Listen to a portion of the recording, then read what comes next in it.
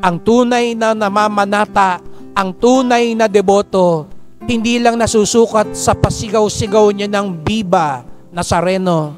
Hindi lang nasusukat ng kanyang pagpoprosesyon at pagnonobena. Higit sa lahat, nasusukat siya kung gaano siya sumusunod sa kalooban ng mahal na pong Jesus Nazareno.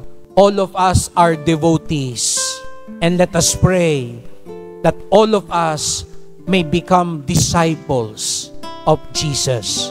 Talk is cheap. Listening is more expensive.